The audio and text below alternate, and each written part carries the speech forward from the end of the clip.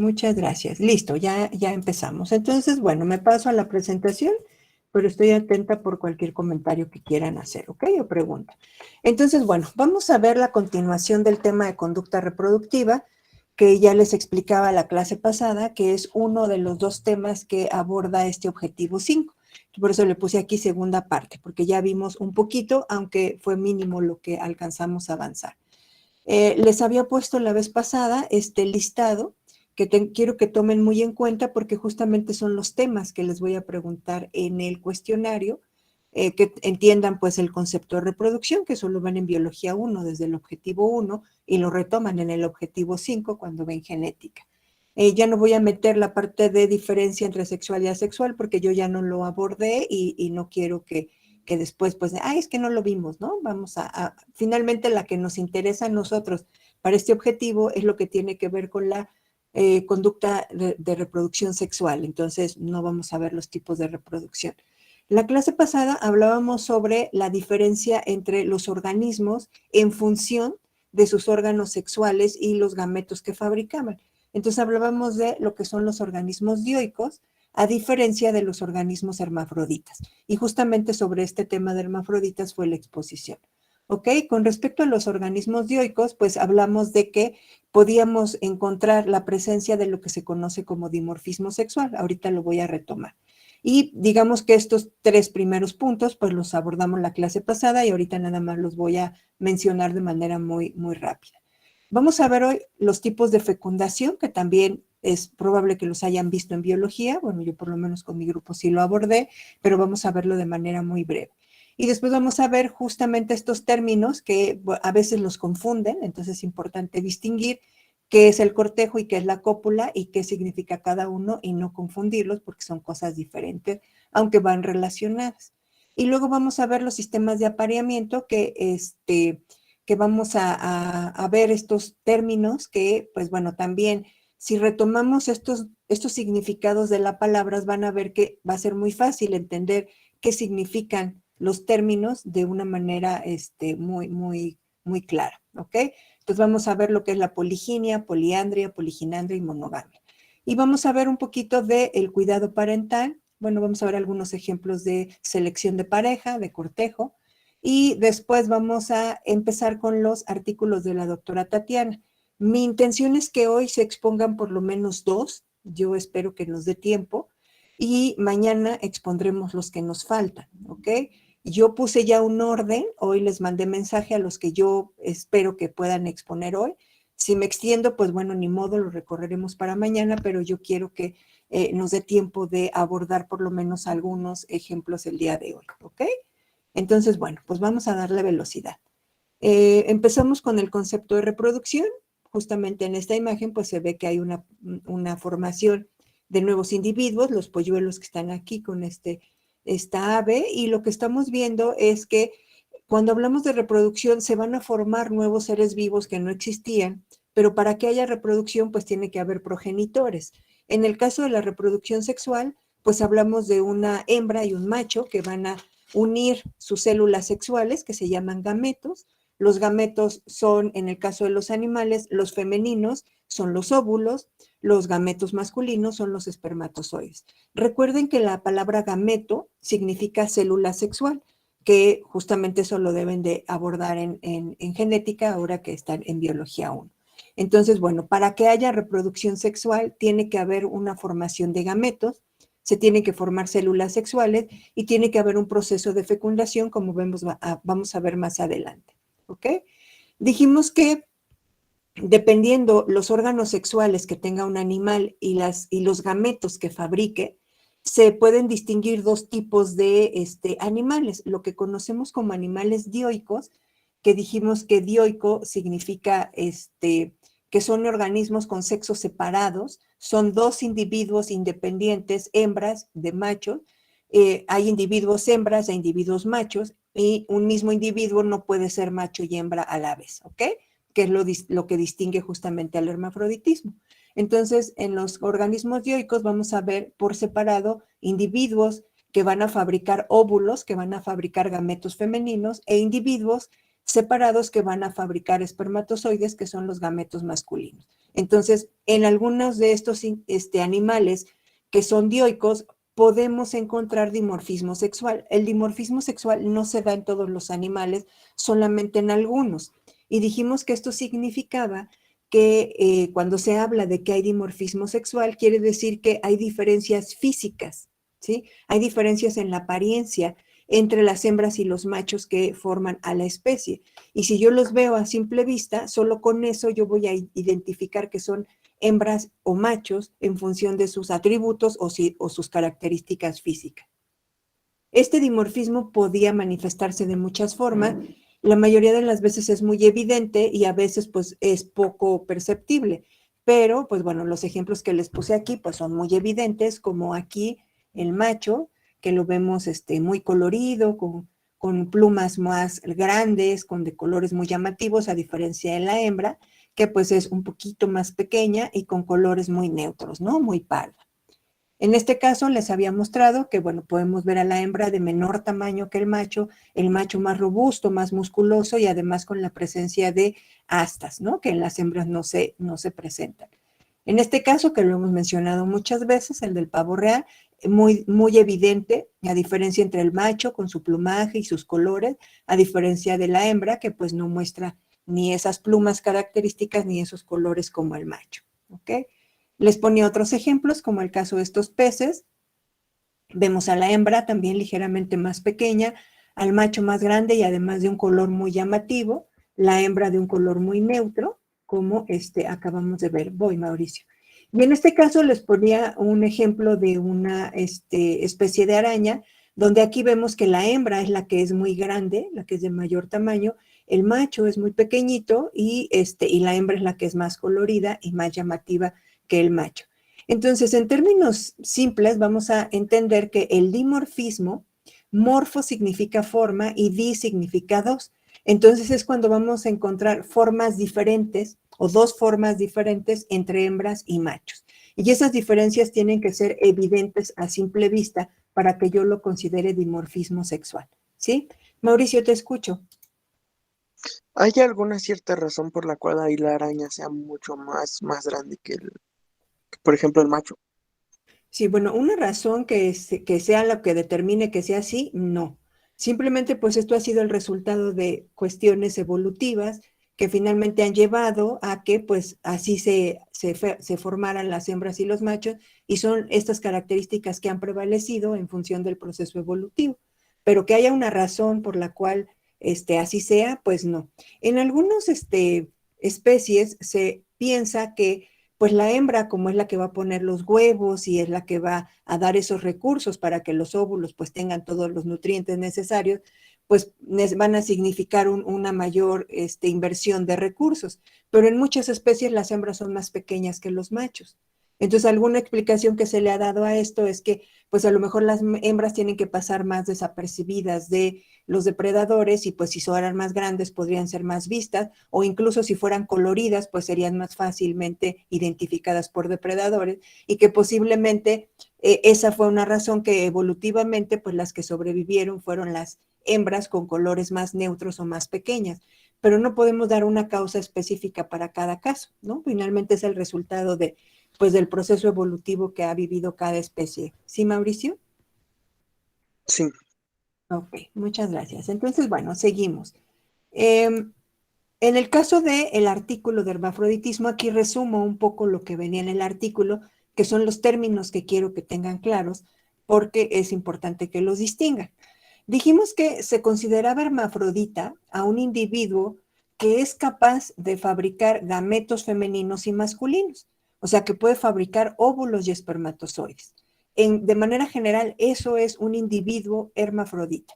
Hay varios animales hermafroditas. Ajá, nos vamos a enfocar en la parte de animales, que pues en etología es lo que nos interesa. Aquí les pongo, por ejemplo, los caracoles de jardín, que son unos animales muy conocidos por ustedes y que justamente son hermafroditas. En el caso del hermafroditismo, de estos individuos que pueden ser hembras y machos, el mismo individuo puede ser hembra y macho, en su artículo, en la infografía, sus compañeros les explicaban dos tipos de hermafroditas. unos hermafroditas que se llaman simultáneos, que sería como el caso de los caracoles, se llaman simultáneos, y otros hermafroditas que se llaman secuenciales. Los hermafroditas simultáneos, por eso les digo que pongan atención en las palabras, porque si entienden las palabras, eso les va a ayudar a entender qué significa cada término y no los confunden. Simultáneo, cuando decimos que algo es simultáneo, quiere decir que es al mismo tiempo, ¿sí? De manera simultánea, dos cosas que se hacen de manera simultánea, son dos cosas que se están haciendo al mismo tiempo. Entonces, cuando hablamos de un hermafrodita simultáneo, quiere decir que en el mismo momento de su vida, ese individuo va a funcionar como hembra y como macho. Y generalmente lo representamos con este simbolito. Y este es el caso de los caracoles. Los caracoles en la etapa reproductiva de su vida están siendo capaces de fabricar óvulos y al mismo tiempo son capaces de fabricar espermatozoides.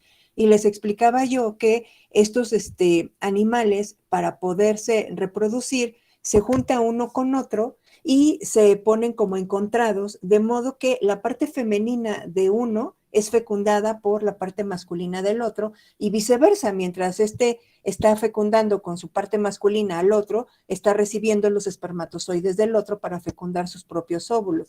Entonces se habla de una fecundación cruzada. ¿Sí? No, el hecho de que ellos tengan óvulos y espermatozoides en su cuerpo no quiere decir que ellos mismos se van a autofecundar, sino que van a buscar una pareja y se van a fecundar mutuamente. ¿Sí? La parte masculina, los espermatozoides de uno, se van a introducir en la cavidad femenina del otro y los de la cavidad femenina del otro va a ser fecundado por el otro, ¿sí? Como encontrado uno hacia el otro y de manera, en el mismo proceso de cópula. Entonces, ahí es cuando hablamos de un hermafroditismo simultáneo.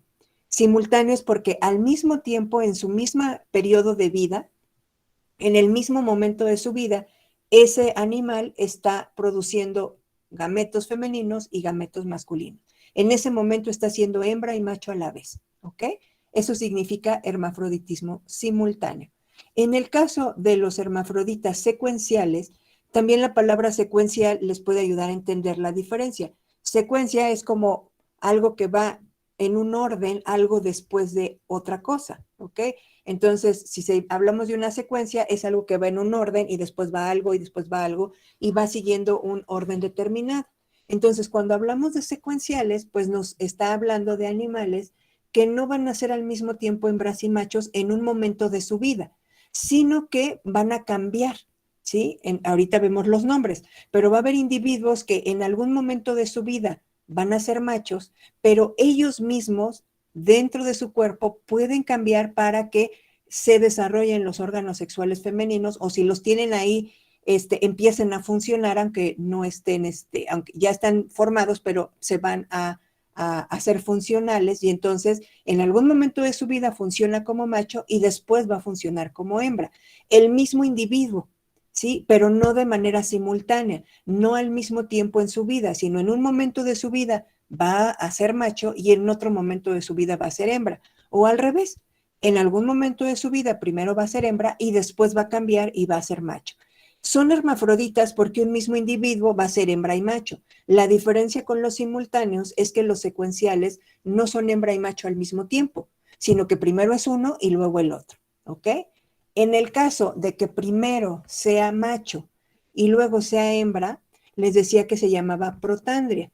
Creo que yo les puse chueco, de hecho, yo les pregunto esto en su actividad de aprendizaje, que yo espero que vayan contestando, y que cuando la estaba viendo me di cuenta que puse aquí un dedazo y puse primero la I y luego la R, perdón, y dice protandira. Está erróneo ese nombre que yo puse ahí, pónganle, o sea, los puse en desorden, la R y la I, se llama protandria, ¿sí? Entonces, bueno, les pido que lo corrijan, porque ya que lo estaba viendo para ver lo que les iba a poner aquí, que era lo que les estaba preguntando, fue cuando me di cuenta que había puesto chueco el nombre, ¿no? Entonces, bueno, también yo les decía que se fijaran en estos nombres. Yo les adelantaba que proto, es como previo, y andria viene de andros, también yo se los dije, grábense esto en la mente, andro significa masculino, ginio o ginos significa más femenino. Y les decía que para que no se confundieran y lo relacionaran con algo que hiciera que lo recordaran, es que se acordaran de los ginecólogos. Los ginecólogos, que son los médicos especialistas que atienden toda la cuestión sexual de las mujeres, y de ahí viene el nombre ginecólogo, porque viene de la raíz ginos, que significa mujer o hembra, ¿ok? Entonces, si vemos qué significan las palabras, proto significa antes o previo y andro significa macho. Entonces, protandria quiere decir antes macho. Entonces, es un hermafrodita que primero funciona como macho y por alguna circunstancia en su vida o alguna situación hay una necesidad en el grupo de que entonces ahora funcione como hembra. Que por las hembras se murieron o la pareja se murió, por varias razones puede convertirse en hembra y entonces ahora ese individuo ya no va a ser macho, sino va a ser hembra. ¿Ok? Y entonces en ese caso se conoce como protandria. Primero macho, luego hembra. Y a diferencia de la protandria, vemos la protoginia. Proto previo, ginia, acuérdense que viene de ginos, de ginecólogo, mujer, hembra. Entonces, primero fue hembra y después se convierte en macho por cualquier circunstancia. Eso dependerá de la especie, ¿ok? Entonces, esto sería el resumen de lo que expusieron ayer en el artículo. Estos son los términos que necesito que manejen de manera clara para que podamos, pues lo puedan contestar en el cuestionario. No sé si con esto ya te aclaro lo que me decías que no había quedado muy bien explicado, Guillermo, en la exposición de ayer del hermafroditismo. Sí, maestra, ya me quedó más claro, gracias. Ok, no, está bien, gracias. Entonces, bueno, yo les había pedido que explicaran un poquito de lo de los intersexos y ya no lo hicieron, pero bueno, ya por cuestiones de tiempo ya no me voy a meter yo en eso, pero bueno, es interesante ver qué pasaba en ese caso, sobre todo en el caso de los humanos, pero bueno, vamos a quedarnos con esto de los animales, que es la diferencia entre hermafroditas simultáneos, hermafroditas secuenciales, y de los secuenciales que reconozcan la diferencia entre protandria y protoginia, ¿ok? Entonces, bueno, eso fue lo de ayer. Ahora vamos a avanzar con los temas que siguen y nos vamos ahora con la parte de la fecundación. Primero, hay que recordar, yo no sé si ustedes ya se supone que lo ven en biología, espero que lo tengan claro.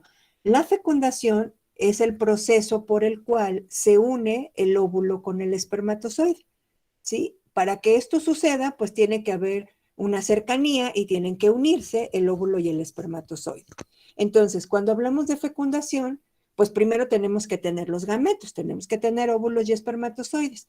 Y vamos a ver dos maneras diferentes desde el punto de vista de los animales de cómo se realiza la fecundación, ¿ok? La fecundación se clasifica en dos tipos. Una se llama externa y otra se llama interna. Y pues bueno, ustedes saben qué significa externo e interno. Externo significa fuera e interno significa adentro. Ahora, pero adentro o fuera de quién? Pues de la hembra. Ajá. Generalmente la fecundación externa se lleva a cabo en el agua, en un medio líquido, porque en ese medio líquido, tanto la hembra como el macho van a depositar sus gametos, sus células sexuales, sus óvulos y sus espermatozoides, y ahí en el agua se van a encontrar para poder llevar a cabo la fecundación. Eso es muy común, por ejemplo, en los peces. Bueno, obviamente esto tiene que ser en animales acuáticos, porque el medio donde se va a llevar a cabo la fecundación es el agua, ¿ok? Entonces, si vemos, por ejemplo, los peces, cuando va a haber el proceso de reproducción, las hembras y los machos se ubican de manera cercana, uno junto al otro, para que en cuanto la hembra libere los huevos al agua, los huevos son los óvulos con una cubierta, en ese caso, bueno, los huevos son sin cascarón duro, como los que ustedes conocen de gallina, obviamente los huevos de los animales que llevan fecundación externa no tienen cascarón, ajá, son nada más una membrana, una cubierta delgadita, y entonces cuando la hembra libera sus óvulos, que son esos huevos, el macho también se coordina y libera sus espermatozoides al agua. Aquí vemos, por ejemplo, un montón de espermatozoides, y bueno, no se ven los espermatozoides, se ven los puntitos, y estos puntitos más gorditos serían los óvulos, y ahí en el agua se van a encontrar, y cuando se encuentren el óvulo y el espermatozoide, entonces se va a llevar a cabo la fecundación, que es la unión, ¿sí? La unión del óvulo con el espermatozoide. En algunos animales, como por ejemplo las ranas, se ve que hay un acoplamiento. Se ve, a lo mejor ustedes podrían pensar que como el macho está montado en la hembra, entonces podría haber una fecundación interna. porque parecería como que el macho va a introducir sus espermatozoides en la hembra. Sin embargo, no es así. Aquí se da una fecundación externa. ¿Por qué el macho monta a la hembra? Porque esto garantiza que van a estar muy cerca para que en el momento en que la hembra suelte los huevos en el agua, el macho libere sus espermatozoides y entonces va a haber una gran probabilidad de que se junten en el agua esos óvulos con esos espermatozoides y que queden fecundados. Si anda por su lado la hembra y el macho y se separan y pues a la mera hora la hembra libera los huevos mientras el macho anda por otro lado y se liberan lejos los espermatozoides, pues va a ser menor la probabilidad de que se encuentren y que se fecunden los huevos. Entonces, esto no se considera una cópula, esto se considera únicamente un acoplamiento, porque no es cópula, porque cuando hablamos de cópula hay una penetración.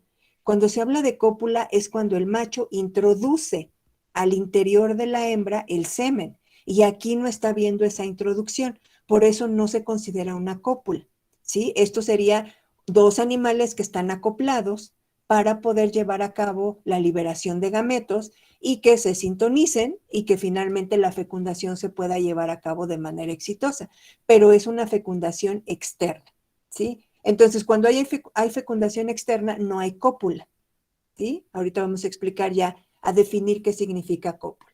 Entonces, bueno, la fecundación externa se realiza fuera de la hembra, fuera del cuerpo de la hembra, en el agua, ¿ok? Y ahí se van a unir óvulo y espermatozoide. Recuerden que fecundación es unión de óvulo con espermatozoide, gameto femenino con masculino. Si nos vemos ahora a la fecundación interna, ya les adelanté que aquí sí va a haber cópula, ¿sí? Tiene que haber una cópula.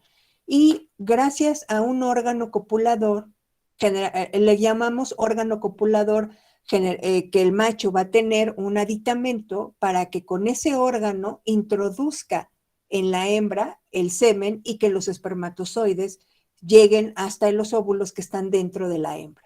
Entonces, la fecundación interna, como su nombre lo dice, interna, porque está adentro, se realiza dentro de la hembra. Y ahí adentro, el macho debe de dejar los espermatozoides. Y para que los espermatozoides entren a la hembra, tiene que haber un órgano copulador, ¿ok? Y por lo tanto, una cópula, ¿ok? Y entonces, bueno, hay varios ejemplos. Por ejemplo, en las aves, el tipo de cópula que se da es una cópula, seguramente si han visto, si tienen animales en casa, si ven, por ejemplo, a un gallo que se le dice que pisa a la gallina, ven que es muy breve el momento, así nada más, literalmente va a la pisa y lo que va a hacer es unir su cloaca con el otro, con la cloaca de la hembra, y entonces en ese momento el macho deposita en la cloaca los espermatozoides y ya dentro de la cloaca, por el conducto que va hacia la parte femenina, reproductiva, ya los espermatozoides continúan su camino. No hay como tal este proceso como en el caso de los mamíferos, que ustedes seguramente conocen mejor, pero sí hay un proceso de cópula, aunque sea pues diferente, ¿no? En el caso de los reptiles hay una cosa que se llama hemipene, que es un órgano copulador similar al pene, pero bueno, también cada reptil tiene diferente proceso de cópula. En el grupo de biología les platicaba que pues hace mucho tiempo, de hecho era una práctica de campo de etología, fuimos al zoológico de Zacango, ahí por Toluca, y entonces estábamos visitando el herpetario, donde tienen ahí a las serpientes y todo esto, y entonces el que nos estaba dando la visita guiada, pues nos estaba explicando y llegó uno de sus compañeros y les dijo, no, pues es que se están apareando las serpientes de cascabel, no me acuerdo cuál. Y entonces, pues los chavos cuando escucharon que se estaban apareando, pues luego lo corrieron a ver, ¿no? Ahí bien entusiasmados, a ver, vamos a ver a las serpientes que están, que se están apareando, que están copulando. Y entonces, pues nosotros nos quedamos hasta atrás y de repente vimos que empezaban así como muy, muy, desencantados y desanimados, no, pues así como que se asomaban y se iban, y yo decía, bueno, pues ¿por qué ya no les atrajo tanto, no? Y unos iban diciendo, no, pues ni se mueven. Y entonces les decíamos, bueno, es que la cópula no siempre es igual en todos los animales. En este caso ya había introducido el hemipene, una serpiente, la serpiente macho en la hembra, y pues ya se estaba transfiriendo el esperma, pero no había estos movimientos pélvicos que ellos esperaban ver en ese momento, ¿no? Y por eso se les hizo así como decepcionante. Entonces, bueno, cada especie, cada tipo de animal, pues tiene diferentes procesos de cópula, pero mientras haya una introducción de los espermatozoides al interior del cuerpo de la hembra, eso sí se considera fecundación interna y se considera que se da a través del proceso de cópula, ¿ok? Entonces, bueno, ya les adelanté que la cópula es justamente ese acto donde el macho transfiere de manera directa el esperma o el semen a la cavidad femenina, al interior del cuerpo de la hembra. Para poder llevar a cabo una cópula tiene que haber un órgano copulador. El órgano copulador es la estructura que tiene el macho para introducir en el cuerpo de la hembra los espermatozoides, ¿ok? Entonces, eso significa cópula, esa transferencia al interior del cuerpo de la hembra, ¿ok? Entonces, bueno, hasta aquí, ¿alguna duda? No confundir cópula con fecundación, ¿sí? La fecundación se puede hacer sin cópula, como ya se los indiqué, cuando se trata de fecundación externa. Fecundación es unión de óvulo y espermatozoide. Si esa unión se hace dentro del cuerpo de la hembra, entonces se considera fecundación interna. Si se hace fuera, se considera fecundación externa. Cuando hay fecundación interna, el proceso por el cual el macho introdujo en el interior de la hembra esos espermatozoides se llama cópula y se hace a través de un órgano copulador. ¿Vamos bien hasta aquí todos? ¿Todo el mundo está entendiendo estos nombrecitos? Ok. Muy bien, porque todos estos nombrecitos pues vienen en el cuestionario, obviamente. ¿Ok? A ver, ahí oí una. Sí, Guillermo, te escucho. Esto se puede decir que la diferencia entre cópula y la fecundación es que la cópula es, o sea, directo, ¿no? Del esperma, a los óvulos, o sea, que hay un contacto directo y en la fecundación puede que no, porque es externa e interna, ¿no? Ok, esa podría ser una manera de distinguirlo. Yo lo pondría a lo mejor de otra manera. La fecundación es a nivel de que unión de dos células. Estoy diciendo que dos células se van a unir. Estamos viendo que un ovulito se va a juntar con un espermatozoide y eso, ese momento de unión, eso se llama fecundación. La cópula se refiere a un acto entre individuos, no entre células.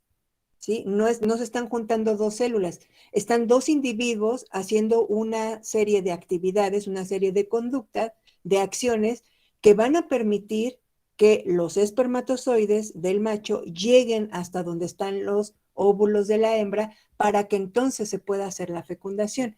Entonces, yo lo distinguiría de varias maneras. Primero, la fecundación es a nivel de células, unión de una célula femenina con una célula masculina. Cópula es cuando dos individuos, hembra y macho, realizan un proceso para que el macho introduzca en la hembra los espermatozoides y gracias a la cópula se puede dar la fecundación. ¿Sí, Guillermo? Ok, muchas gracias. Sí, ya me quedó más claro. De que muy bien, ok, muchas gracias. Entonces, bueno, vamos a ver ahora dos nombrecitos que tienen que ver con cosas que suceden en los animales que muchas veces nosotros no conocemos porque esto no hay en los humanos. Pero pues como estamos hablando de etología, sí es importante que conozcan estos términos. Existe una cosa que se llama espermatóforo, ¿sí? El espermatóforo es un paquetito, aquí se ve en esta imagen, ese sería un espermatóforo. Aquí les pongo la definición, es un paquete de esperma. El esperma es sinónimo de semen. ¿Sí? Espermatozoide es cada célula que va en el semen o en el esperma. Entonces, digamos que lo que hacen estos machos que tienen espermatóforo es que guardan en una bolsita, por decirlo de alguna manera, en un paquetito, meten sus espermatozoides, meten el semen en una bolsita y esa bolsita la dejan en el medio, como en este caso, la dejan aquí sobre la piedra, ¿sí? Sobre el suelo. Ese paquetito de esperma está, obviamente, pues es como una bolsita, un receptáculo, algo que tiene ahí guardado algo adentro, y adentro de esta cosita está el semen, el esperma, los espermatozoides. Entonces, lo que hace el macho, como en el caso, esto sucede por un ejemplo que se ha estudiado mucho, es en los alacranes, cuando hacen toda su danza de cortejo, se agarran de las pinzas y bueno, hacen una serie de movimientos, etcétera, y cuando ya va a llegar el momento de que el macho vaya a depositar el espermatóforo, entonces él deja ese paquetito en el suelo y entonces empieza a jalar a la hembra para que la lleve hasta donde está el espermatóforo y entonces la jala para que entonces quede sobre el espermatóforo y el espermatóforo se introduce, porque la hembra la jala para que baje y queda a la altura de su conducto, de su conducto reproductivo y entonces así entra el espermatóforo en la cavidad de la hembra. Si ustedes se fijan, aquí no hubo un órgano copulador como tal. Lo que hizo, o sea, el macho no introdujo él directamente con un pene los espermatozoides en la hembra. Sin embargo, sí es una fecundación interna porque sí van a entrar en la hembra los espermatozoides a través de esta cosa que se llama espermatóforo, a través de este paquetito. Entonces, estas serían como cuestiones diferentes que se pueden llegar a dar en los animales y pues bueno, es importante que las conozcan. Entonces, el espermatóforo es este paquetito, generalmente tiene forma alargada y puntiaguda justamente para que logre entrar en la cavidad de la hembra y generalmente el macho, como en el caso de los alacranes, guía a la hembra hasta que la pone sobre el espermatóforo y entonces ya el espermatóforo se introduce en la cavidad de la hembra. Entonces ya el semen que está aquí adentro, ya que el espermatóforo entra a la hembra, entonces ya el semen se sirve para fecundar a los óvulos de la hembra, ¿ok? Entonces, un espermatóforo es un paquetito de esperma, un paquetito de semen que el macho puede fabricar para que así pueda introducir los espermatozoides en la hembra sin necesidad de tener un órgano copulador como el pene o el hemipene que les mencionaba, ¿ok? Entonces, bueno, estas son como cosas excepcionales, cosas que no son comunes, pero que existen en los animales. Y otra cosa que también se ha estudiado en los animales, que se ha visto que en algunas hembras hay, es una cosa que se llama espermateca. La espermateca es una bodega, vamos a decirlo de esa manera, y como su nombre lo dice, es una bodega para el esperma, para el semen. Entonces hay algunas hembras, algunos animales, aquí se pone el ejemplo de las abejas, de hecho esta imagen es como para ver en el microscopio que en cierta parte del cuerpo, en cierta región del cuerpo, en el órgano sexual de la hembra, hay unas bodeguitas, unas como cavidades donde la hembra puede ser capaz de almacenar el semen.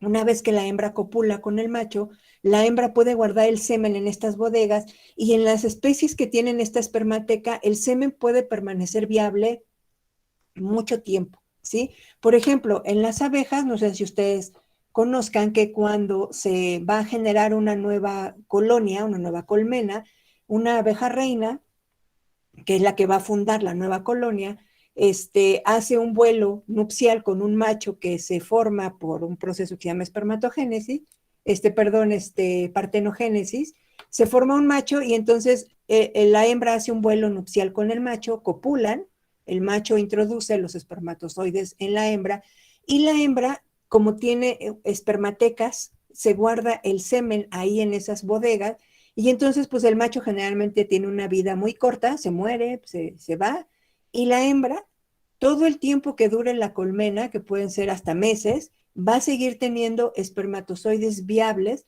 para estar fecundando todos los huevos que produzca. Y no van a necesitar otro macho a cada ratito, cada que quiera fecundar óvulos, porque con una vez que copuló ya guardó mucho semen y en el semen van millones de espermatozoides y con eso le alcanza para estar fecundando sus óvulos o sus huevos cada que ella los esté fabricando. Entonces fabrica óvulos y va sacando espermatozoides de esa espermateca y los va fecundando y así, sin necesidad de tener un macho cerca y a cada ratito, puede tener espermatozoides disponibles, ¿ok? Entonces, bueno, nada más que conozcan estos términos que puede, estos casos que puede llegar a ver en algunos animales. Entonces, uno es el espermatóforo, que lo hace el macho, y es un paquete de semen que se pone fuera en el medio, en la tierra, donde vaya a copular con la hembra, y la espermateca, que es una bodega que la hembra tiene en su cuerpo y que puede permitirle almacenar espermatozoides, ¿ok? Son como excepciones o cosas diferentes o raras para nosotros que hay en los animales, ¿ok? Entonces, bueno, era importante mencionar estos términos. Ahora vamos con los sistemas de apareamiento.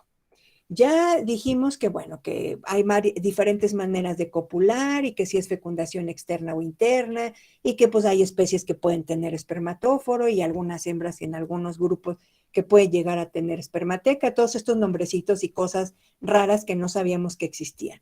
Ahora vamos a ver cómo se lleva a cabo digamos, quién se va a aparear con quién dentro de una especie o dentro de un grupo. Entonces, a esto se le ha clasificado como sistemas de apareamiento y vamos a ver 4 diferentes. Y bueno, también les voy a pedir que pongan atención en los nombres, usan las mismas raíces. Por eso les digo que aunque sean muchos nombres, si ustedes saben qué significa cada parte, es fácil entender qué significa el término. Entonces, vamos a usar nuevamente el ginos o ginia, que significa hembra, y aquí vamos a usar el prefijo poli, que significa muchos, ya también lo deben de saber. Entonces, bueno, el primer sistema de apareamiento que vamos a describir es el que se llama poliginia. Si ustedes se fijan, literalmente significa poli, muchos, ginia, hembra, o sea, muchas hembras. Ajá. Ya cuando lo traducimos a qué significa en sistema de apareamiento es cuando en un grupo, en una especie, como en el caso de los orangutanes, un macho se aparea con varias hembras del grupo, pero cada hembra solo se va a aparear con ese macho, ¿sí? Esto también sucede, por ejemplo, en los leones, que también un macho tiene un grupo de hembras y él es el único que puede copular con todas esas hembras y esas hembras solo pueden copular con él. Ajá. Entonces, este sistema de apareamiento se llama poliginia. Yo les puse unos simbolitos en su tarea, ahorita al final los voy a retomar, para que los reconozcamos y ustedes, con base en esos simbolitos, sin poner una definición, ustedes entiendan qué significa cada sistema de apareamiento. Pero insisto en que sean cuidadosos en tener en cuenta el significado de la palabra, porque ese significado les va a permitir entender en qué consiste el sistema de apareamiento. Entonces, poliginia es cuando un macho se aparea con varias hembras, pero las hembras solo con ese macho, ¿sí? Eso se llama poliginia. Lo contrario se llama poliandria. Ajá. La poliandria es cuando una hembra se aparea con varios machos, pero el macho solo con esa hembra. Esto se ha estudiado en algunas variantes de la mosquita drosofila que nos expusieron cuando vimos del de los genes y la conducta sexual, que les explicaron del gen fru. Se ha visto que en algunas variantes de esta mosquita de la fruta, de la drosofila, se da este sistema de apareamiento. Y en este tipo de variantes se ha visto que la hembra es capaz de copular con muchos machos, pero en algunos casos el macho solamente copula con esa hembra, ¿ok? Entonces, en el caso de qué significa poliandria, poli, muchos, andros, perdón, macho. Entonces, literalmente poliandria significa que una hembra puede copular con varios machos del grupo, ¿ok? Entonces, esto significa poliandria y sería lo contrario de poliginia. Poliginia, un macho con muchas hembras, poliandria, una hembra con muchos machos, ¿ok? Hay otro sistema de apareamiento que sería como una mezcla de la poliandria y la poliginia, que se llama poliginandria, como que mezclan los dos nombres. Poli mucho y gino, hembra, andros, machos. Entonces, la poliginandria es un sistema de apareamiento de mucha promiscuidad. Es donde tanto las hembras como los machos van a tener varios compañeros sexuales, se pueden aparear. Una hembra se puede aparear con cualquier macho del grupo y cualquier macho del grupo se puede aparear con cualquier hembra. Ajá. Ahora sí que todos se aparean con todos. Ajá. Hembras con cualquier macho y cualquier macho con cualquier hembra. Esto, por ejemplo, lo podemos ver en algunos grupos como los bonobos o los chimpancés, donde este sistema de apareamiento implica que no hay como exclusividad de nadie, ¿no? O sea, ningún macho es exclusivo de ninguna hembra, ni ninguna hembra es exclusiva de ningún macho, sino que todos pueden copular con todos. Y a ese sistema, cuando todos pueden copular con todos, se le llama poliginandria, que les decía que es como una mezcla de la poliginia y la poliandria, y por eso se le puso este nombre de poliginandria. Ajá. Y luego vemos el caso extremo de esto, que es la monogamia. Y pues bueno, como su nombre lo dice, mono significa uno, y esto significa a solo una pareja sexual, ¿sí? Un compañero sexual. Esto se da en algunas especies, de hecho uno de los temas de las infografías que nos van a exponer de la doctora Tatiana nos habla justamente sobre un ejemplo de monogamia. Entonces, la monogamia es cuando solo una hembra se aparea con un macho, ajá, y ese macho solo con esa hembra. O sea, solamente se tiene fidelidad en la pareja. La monogamia puede tener algunas variantes. Lo que se conoce como monogamia, digamos, verdadera, es cuando se tiene una sola pareja en los animales y generalmente esa pareja dura toda la vida. De hecho, hay animales donde cuando se muere el compañero sexual, ya el que quedó solo ya no vuelve a buscar otra pareja y muchas veces muere poco tiempo después de que la pareja murió. Hay otros que también se pueden considerar monogamia, donde en una temporada de reproducción solo se tiene una pareja sexual y no se copula con nadie más que con la pareja, pero termina la temporada sexual y ya se dejan de ver, ya no, se termina de cuidar a las crías y ya. Y en alguna otra temporada buscan otra pareja, pero durante la temporada solo están con esa pareja. Entonces, a eso también se le puede considerar monogamia.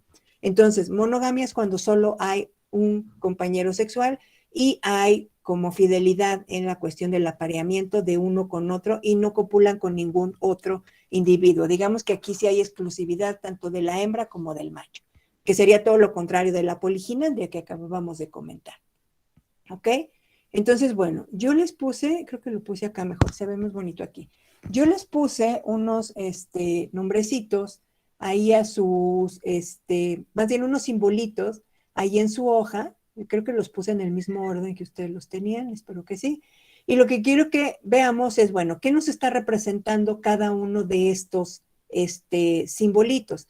Recuerden que la bolita con la flechita es el símbolo de macho.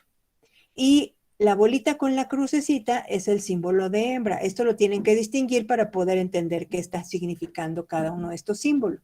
Entonces, en este primero nos ponen a un macho rodeado de hembras y vemos cómo cada hembra va a poder copular con ese macho y ese macho va a poder copular con cualquiera de esas hembras. ¿Cómo se llamaría este sistema de pareamiento donde ese macho va a poder copular con todas estas hembras? Pero cada hembra solo va a poder copular con él. Si se fijan, aquí no interviene ningún otro macho. Las hembras son exclusivas de él. ¿Eso cómo se llamaría? Poligamia. A ver, no escuché. ¿Alguien? Poliginia. Sería poliginia, efectivamente. Poliginia. Muy bien, muchas gracias. Poli, muchas hembras. Ginia, hembra. Entonces, esta sería un sistema de apareamiento tipo poliginia. No sé si aquí le puse el nombre. Así ya lo puse. Poliginia. Ajá. En este caso, vemos algo muy similar, pero lo que cambia es justamente el papel de las hembras y de los machos. Aquí vemos ahora a la hembra como el centro del grupo y a varios machos con ella.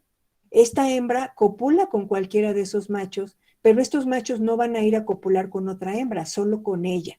Ajá. Entonces, esto sería la parte contraria. ¿Cómo se llama esto? Fanny. Poliandria. Muy bien, gracias. Sería ahora poliandria. Poli muchos, andria machos, ¿ok? Entonces aquí vemos un caso de poliandria. Por eso les decía que con estos simbolitos lo podríamos reconocer más fácil sin poner una definición, pero entendiendo qué significa cada cosa. Ahora aquí vemos un revoltijo, ¿no? Vemos hembras y machos en el mismo grupo mezclados y vemos que, por ejemplo, este macho copula con esta hembra, pero también va con esta otra y también va con esta hembra va con este macho, pero también va con este otro macho, y bueno, ahora sí que todos contra todos. ¿Cómo dijimos que se llamaba ese sistema? ¿Quién me dice? Poliginandria. Muy bien, gracias, Adriana. Poliginandria, que dijimos que era como la mezcla de poliginia y poliandria, ¿ok? Muchas gracias, poliginandria. Y luego vemos esto donde les represento varios individuos, pero si ustedes se fijan, cada uno se relaciona solo con su pareja y no copula con nadie más. Este macho se junta con esta hembra, pero ninguno de los dos se relaciona con otro. Esta hembra con este macho y con ningún otro, igual este macho con esta hembra y con ningún otro. ¿Cómo dijimos que se llamaba esa situación? Monogamia. Muy bien, muchas gracias, Adriana. Se llama monogamia.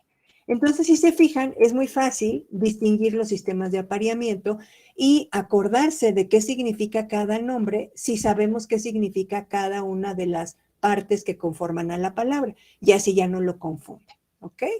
¿De esta parte tienen alguna duda de estos nombrecitos, de estos conceptos? No. ¿No? Ok, muchas gracias. Entonces, continuamos. No me... Gracias. Entonces, bueno, vamos continuando.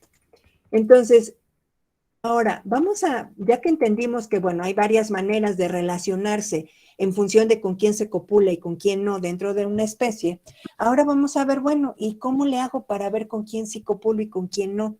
A qué macho o a qué hembra le hago caso y a cuál no? Entonces, bueno, vamos a ver cómo se selecciona la pareja, que, bueno, obviamente aquí vamos a hablar en gran medida de lo que se conoce como cortejo, ¿ok? Entonces, bueno, lo primero que tenemos que identificar es que en la mayoría de las especies animales, ¿quién creen que elija a la pareja? ¿El macho o la hembra? ¿Quién elige? La hembra. La hembra. A ver, alguien me dijo ahí el macho y esto me dijeron la hembra, así muy decidido. En la mayoría de las especies, quien elige a la pareja es la hembra, no el macho. Ajá. La hembra, ahora sí que las hembras son las que tienen la última palabra, por lo menos en el 90% de los casos donde hay que elegir pareja, ¿ok? En la mayoría de los animales, la hembra es la que elige con quién se va a copular y con quién no. Entonces, esto justamente tiene que ver con el hecho de que los que tienen que buscar ser seleccionados, pues son los machos. Entonces, los machos son los que tienen que atraer y convencer a las hembras de que los acepten, ¿ok? Entonces, muchos machos, bueno, como les decía, las hembras son selectivas. Las hembras no copulan con cualquier macho, ¿sí? Los machos andan buscando a la hembra que quiera copular con ellos. Ajá. O sea, los machos, voy, Mauricio, los machos siempre andan buscando a ver qué hembra quiere copular y pues cualquier hembra que finalmente les permita copular, pues ellos van a querer copular. En el caso de las hembras son más selectivas. Las hembras sí no copulan con cualquier macho y tiene que haber una selección, ¿ok? Sí, Mauricio, te escucho. Sonará un poco raro, pero o sea, es una duda que me salió. Entonces sí es cierto eso de que una mujer elige y no el hombre es el que elige.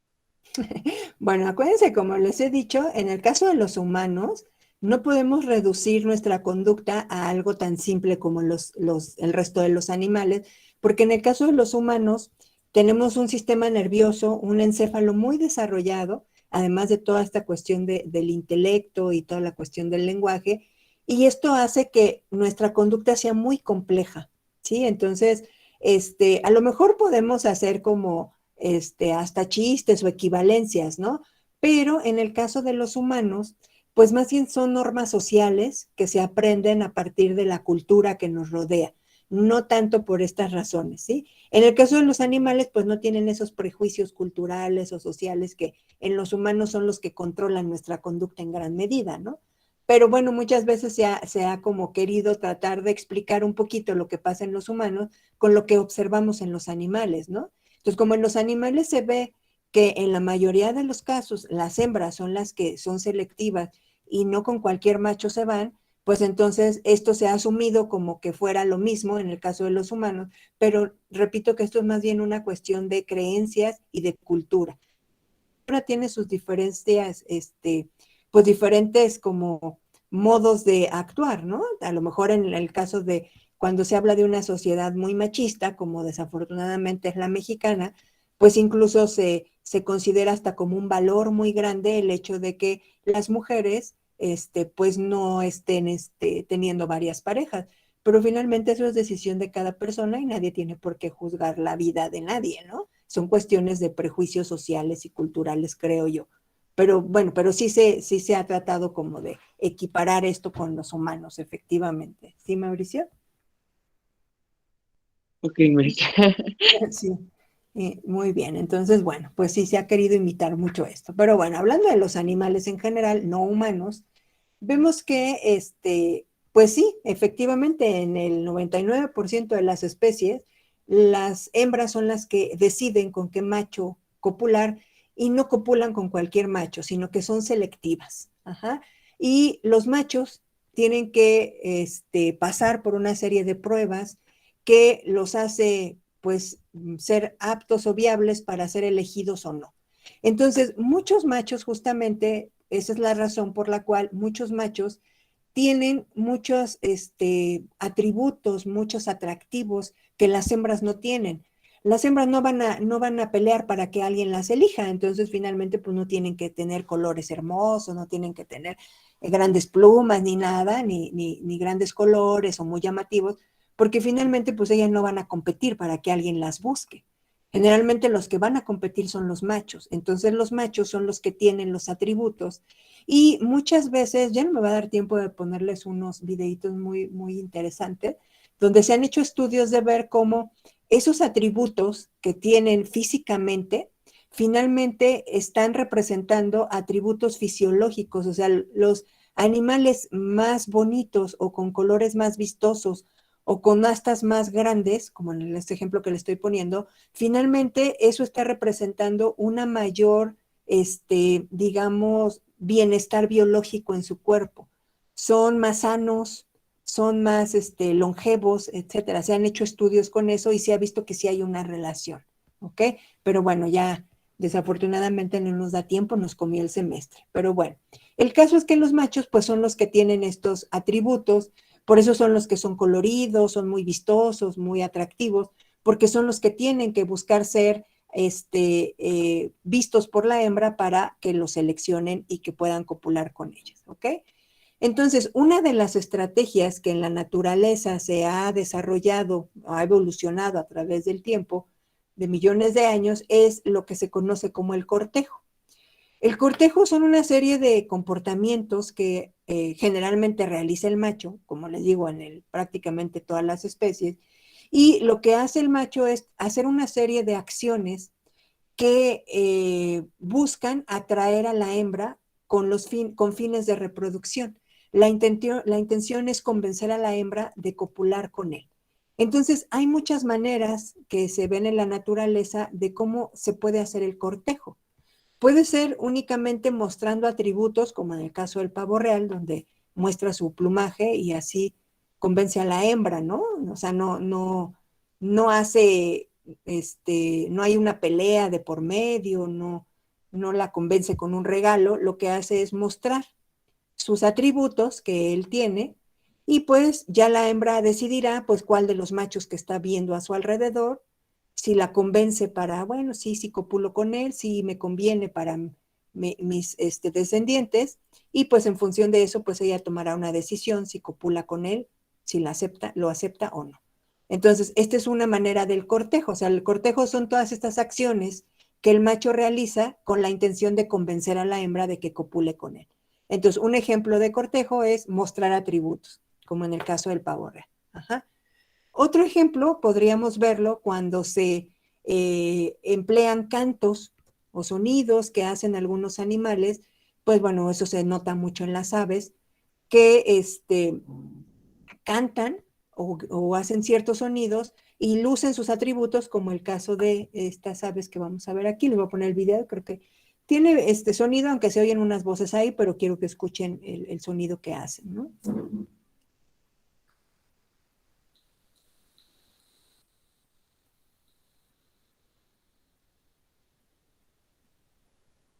Está bailando. A la hembra, pero ella no le está haciendo puto caso.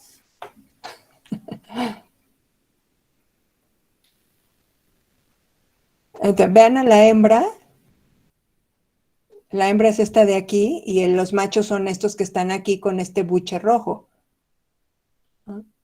Y la hembra pues está, pues volteando a ver, pero si se fijan, pues como que no tiene mucho interés, ¿no? El otro está ahí, como haciendo estos movimientos y haciendo el sonido y inflando su buche así muy rojo para que la hembra lo vea, pero pues no está mostrando interés en este caso, entonces pues tendrá que competir y a ver, ya la hembra decidirá pues con qué macho quiere copular, ¿no? Por eso es otro ejemplo de cortejo. Finalmente aquí se están haciendo una serie de, le dice la que está ahí, es la voz que se oye, dice, le está bailando, ¿no? Podemos considerarlo un ritual de cortejo, un baile de cortejo, acompañado de estos sonidos y este movimiento que está haciendo con la cabeza, con el pico, y vemos cómo infla el buche, ¿no? Cómo se hace muy grande luciendo esa coloración roja, ¿no? Entonces, bueno, este es otro ejemplo de cortejo. Este seguramente lo han visto en la red porque es muy, muy conocido. Estos son unas aves, hay varias especies, pero en su conjunto las conocen como aves del paraíso. Y hay unas que tienen unos colores así súper vistosos y tienen una serie de danzas muy, muy, muy llamativas, muy, muy, muy raras. Ahí está el macho y pues ya vio a una hembra que pasó por ahí volando y empieza a hacer este baile, ¿no? Este movimiento, ahorita que lo vean de frente van a ver el color azul que tiene en su pecho, que lo está mostrando, véanlo, y ahí está la hembra, la que está del lado derecho, esa café, véanla sin gran colorido, y pues la hembra está respondiendo, ahí está respondiendo, ya está, pues por lo menos dando algunas señales de que tiene interés, y pues bueno, ya ahí decidirá si se pone en posición para copular o si mejor se retira, ¿no? Pero vean todo lo que el macho tiene que estar haciendo para convencerla de que copule, ¿no? Finalmente le implica un esfuerzo muy grande al macho tener que convencer a la hembra para que pues él sea el elegido, ¿no? Bueno, ya ahí no vimos el desenlace, si lo quiso o no. Esta danza ya se las había puesto al inicio del curso, es el ejemplo de la araña pavo real, donde el macho pues hace una serie de movimientos, ahí unos bailes, lo habíamos analizado cuando vimos lo de pautas, y pues bueno, aquí no se ve en el video, pero pues hay una hembra ahí enfrente y pues él está haciendo todos estos movimientos para llamar su atención, ¿no? Y atraerla y ver que tiene colores muy bonitos y que es un buen partido para que entonces ella lo acepte y que pues pueda copular con ella, ¿no? Entonces, esto es otro ejemplo. Otra manera, por ejemplo, que el macho puede usar para convencer a la hembra es llevándole regalos, ajá, como este macho que, pues bueno, en esta fotito se ve muy claro cómo le está llevando ahí un insecto, una mariposita, una polillita, para que se lo coma. Esto lo comparan mucho luego con los humanos, ¿no? Cuando un chavo quiere convencer a la chava de que salga con él, pues le lleva chocolates, le lleva, que todo el tiempo le anda regalando cosas a ver si así la convence, ¿no? Y pues pues la hembra pues tiene que ver, bueno, si me conviene, no me conviene, si me gusta, no me gusta, y pues ya decidirá si quiere salir con él o no, ¿no? Y entonces, bueno, aquí vemos esta hembra que está aquí, y vamos a ver cómo el macho llega con una mosquita ahí, y pues ya la otra se la come, y pues ya en función de eso, pues verá si le convence o no, y ya ve si quiere copular con él o no. Si lo acepta, pues se pone en posición para que puedan copular, y si no, pues se va, ¿no? Y ya ver si el macho le lleva otro regalo más grande y a ver si con eso ya la convence. Y bueno, cada esto varía con las especies. Creo que, no me acuerdo si ahí llega el final, porque creo que sí lo acepta ahí. Miren, vean cómo la hembra ya se agacha y ahí vemos la cópula, contacto cloaca con cloaca, para que entonces el macho introduzca los espermatozoides en la cloaca. Pero vean cómo la hembra hizo un movimiento para mostrarle al macho que sí lo estaba aceptando. Sí, Guillermo, te escucho. ¿Y no llega a haber casos en los que la hembra se enoje o el macho se enoje y se peleen por eso? Sí, claro que sí. Y pues la hembra también incluso, bueno, de hecho puede haber casos de violencia en ambos casos, ¿eh? O sea, puede haber casos donde el macho puede ser muy agresivo porque quiere que la hembra a fuerzas lo acepte, y entonces puede ser incluso como hostigarla, ¿no? Y puede haber casos donde la hembra puede responder también de manera agresiva para alejar al macho. Pero bueno, también eso depende pues de las especies y de los casos, ¿no? No es lo más común es que se sigan este tipo de rituales, y pues como que por las buenas, pues si acepto, pues se da un entendimiento y hay cópula, y si no, pues simplemente se retiran y pues ni modo, no hay cópula, ¿no? Pero sí llega a haber Ok, agresiones. Sí, gracias, gracias. Guillermo. No, ¿de qué, Guillermo? Adriana, te escucho. Ahorita que mi compañera mencionó eso de la agresión, me acordé que pues mi papá antes tenía una perrita que bueno ya no está aquí, ya está muerta, enfermedad. Y cuando pues quería que tuviera cachorros, pues un amigo trajo también como tenían la misma raza de perro y él tenía un macho, pues lo trajo para que pues se aparearan. Entonces, pues sí, ahí estuvo un tiempo, se quedó unos días ahí con la Maya, así se llamaba. Y entonces, pues sí, era así que ella se agarraba al perro y lo lastimaba, se peleaban con tal de alejarlo. Después cuando, pues sí, ya mejor se lo terminaron llevando porque sí se lo agarraba muy feo, que al tiempo ya vemos que ya estaba gorda. O sea, finalmente sí se aparearon y Sí, pero fue eso que al principio sí se lo agarraba muy feo. sí, pues sí, es que sí tiene que haber, obviamente, pues puede haber rechazo de la hembra y bueno, también en estos ambientes donde pues es una cuestión como doméstica y controlada, pues a lo mejor en la naturaleza, pues simplemente el macho, pues si ve que la hembra lo rechaza, pues se va y ya no le intenta, ¿no? Pero pues si están ahí juntos y no hay ni para dónde hacerse, pues entonces a lo mejor se estaba dando esta situación donde por eso la hembra estaba mostrando su rechazo, pues terminando, por eso lo golpeaba, ¿no? Y lo agredía de Bueno, manera constante. pero sí había para dónde hacerse, o sea, sí podían mantenerse alejados. Alejados. Bueno, sí, pero me refiero a que están en una zona, a lo mejor, o sea, no podía él irse ya y pues no volverla a ver, ¿no? O sea, pues Ah, ya. finalmente se están viendo. Ajá, no, me refería más bien a ese espacio como más abierto. Pero bueno, pues también habría que analizar ahí cuál era el caso más particular, ¿no? Y pues bueno, finalmente en algún momento sí copularon porque pues sí hubo crías, ¿no? Entonces, pues bueno, a pesar de toda la agresión, pues sí hubo el proceso de apareamiento finalmente, ¿no? Muy bien, gracias por tu ejemplo, Adriana.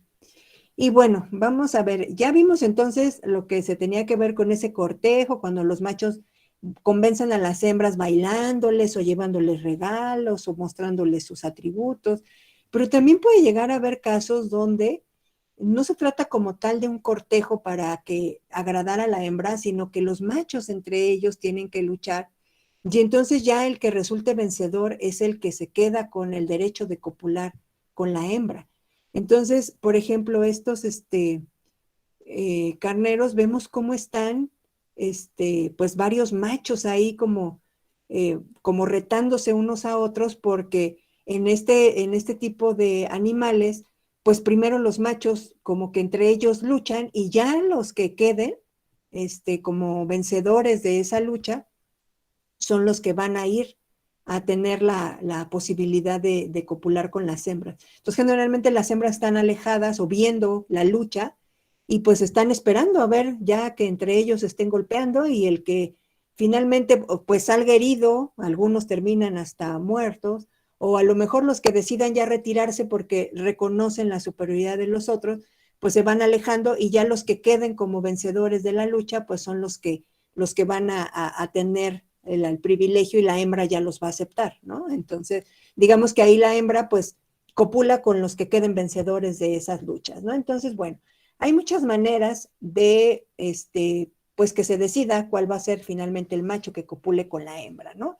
Pero bueno, les mostré algunos ejemplos.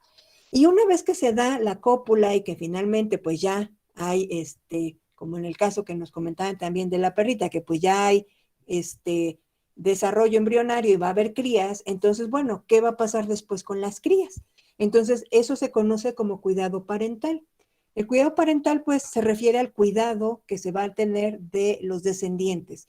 Y el cuidado de los descendientes, el cuidado parental comienza desde el cuidado de los huevos, en el caso de los animales que ponen huevo. En el caso de los mamíferos, pues ya saben que las crías se desarrollan dentro de la madre, entonces obviamente ahí hay un cuidado inherente porque pues no puede irse la cría de la mamá porque está adentro, ¿no? Pero en el caso de los animales que ponen huevos, pues hay animales que ponen sus huevos y los dejan allá abandonados, algunos los cuidan poniéndonos en un lugar protegido y los tapan, como por ejemplo las tortugas marinas, con lo que habíamos estado viendo también, los esconden, pero los dejan, o sea, no se quedan los padres, ni la madre ni el padre se quedan cuidando a los huevos. Sin embargo, sí hay algunos animales que sí hacen un cuidado de los huevos. No nada más los ponen escondidos o nada más los tratan de dejar en un lugar que a lo mejor no sean tan visibles a los depredadores, sino que además se quedan a cuidarlos, ¿sí? Entonces vamos a ver que hay animales que incluso como este pez, donde guarda los huevos mientras están desarrollándose y que ya van a empezar a eclosionar, los guarda en su boca. Esto implica que, por ejemplo, no va a comer en todo el tiempo que va a estar cuidando a los huevos, porque pues va a estar ocupada su boca con justamente todos estos huevos y los está protegiendo para que no sean devorados por depredadores y que finalmente llegue a término el desarrollo embrionario y que logren salir las crías. Ajá.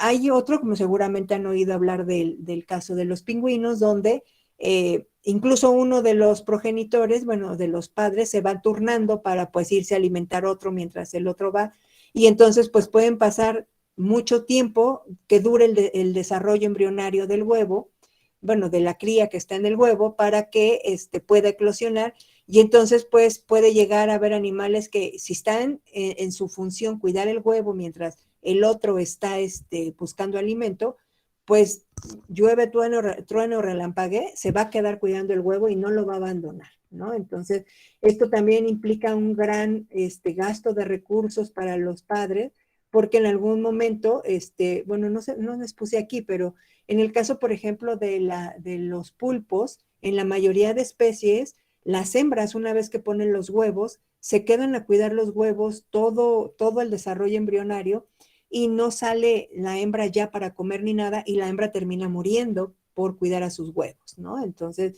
digamos que su vida, la vida de la hembra acaba con la puesta de sus huevos y una vez que pone los huevos y los cuida, ella termina muriendo, da la vida por sus huevos finalmente y que las crías pues logren sobrevivir porque pues no se comen los huevos los depredadores, ¿no?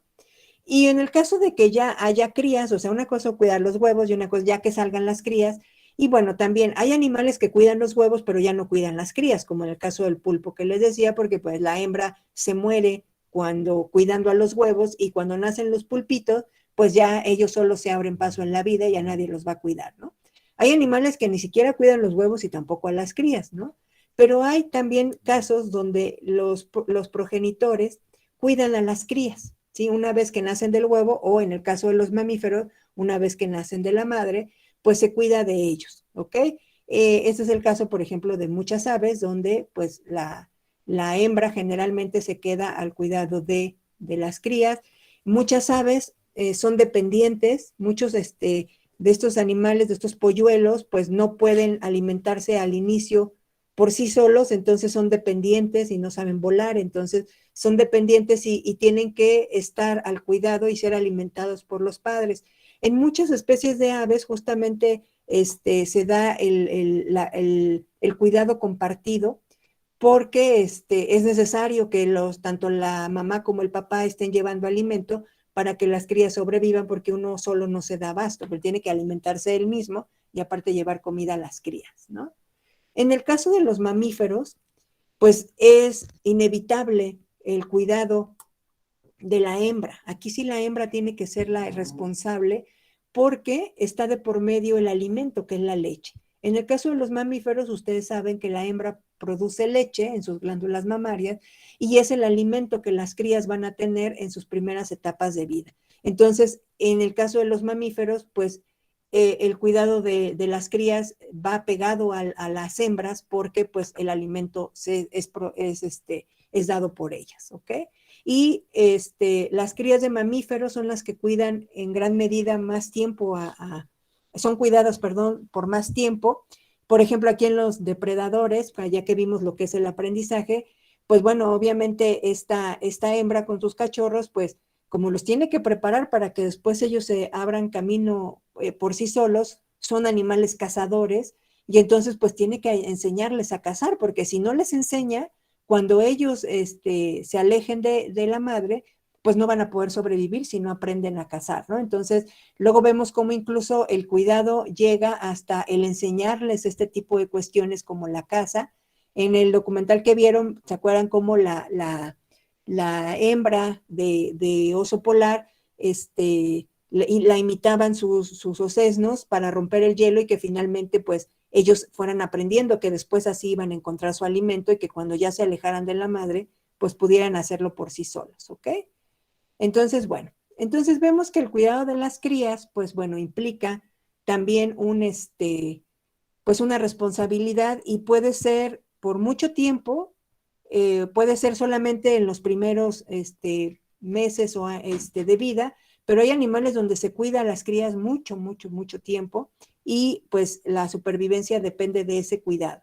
Y si no hay ese cuidado, pues las crías pueden morir y entonces pues no continúa la especie porque pues no hay no hay nadie que se convierta en adulto después, entonces es determinante el cuidado de las crías, ¿ok?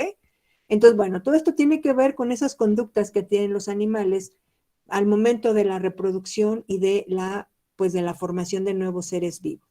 Y bueno, para poder ejemplificar algunas de estas cosas que acabamos de ver, ya estoy viendo que son 2:20, a lo mejor nada más nos da tiempo de exponer una.